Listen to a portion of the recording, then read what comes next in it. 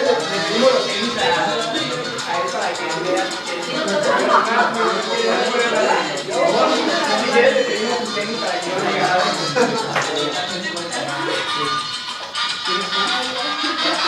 Ay, no.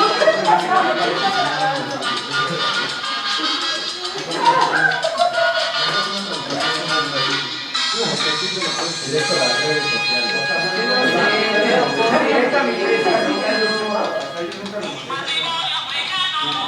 Pero lo que